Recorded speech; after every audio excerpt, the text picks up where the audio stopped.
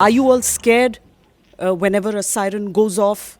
No, me personally no, but I'm not a good example maybe. Okay. But as you see, people here were frightened and shaking and shivering. Me personally, no.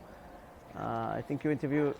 You have the person strength. who live No, over no. there. If you're strong, She it's is good really. enough. So if the Anxiety point is about to see such a damage and then to stand strong in front of it. Do you think it's a strong Israeli trait, a character?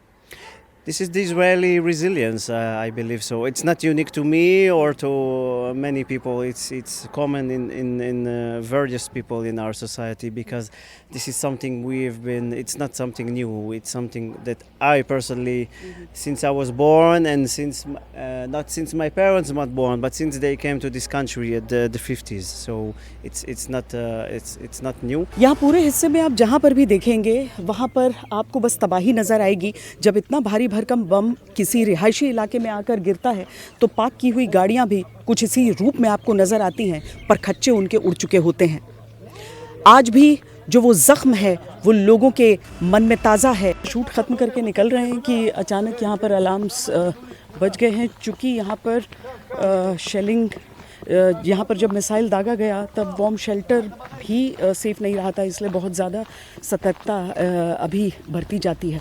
ये मेरे पीछे देखिए, आप वो entrance देख रहे हैं उस बॉम्ब शेल्टर का। बॉम्ब शेल्टर जो होता है वो ज़मीन के नीचे अधिकांश जगहों पर कंस्ट्रक्टेड रहता है। कई जगह पर आप ऊपर के भी कमरों में ये देखेंगे, लेकिन यही वो मोटी छत उसकी रही।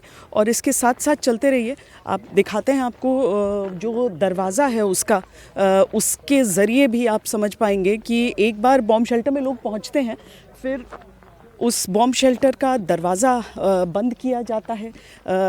उस बंद दरवाजे के आर पार कुछ नहीं आ जा सकता है। ये उसी के हिस्से हैं, ये उसी के टूटे हिस्से हैं जो आप यहाँ पर देख रहे हैं बिखरा पड़ा हुआ। ये बिल्कुल चौड़ाई वाला ये उसकी छत का हिस्सा है और उसके साथ ही थोड़ा सा और आगे आके आप ये देखिए, ये दरवाजे के परखच्चे किस तरीके से उड़े हैं। जो बॉम्ब शेल्टर का दरवाज़ा रहा जिसको कुछ नहीं भेज सकता है, बहुत भारी होता है और उसको लॉक करने के लिए भी जो पूरा सिस्टम उसका होता है वो इंश्योर करता है कि कोई कुछ ना भेज सके। लेकिन इतना भारी भरकम बम जब यहाँ पर गिरा और ईरान ने अपनी तरफ से बार बार ये कहा था, ईरान ने अपनी तरफ से कहा था कि वो गुरेज नहीं करेगा, वो और भारी बमों को यहाँ पर गिराएगा। और उसी का खामियाजा देखिए किस तरीके से आम लोगों को भुगतना पड़ता है। 9 लोगों की जान जिस हादसे में यहाँ पर गई, ये वही जगह है।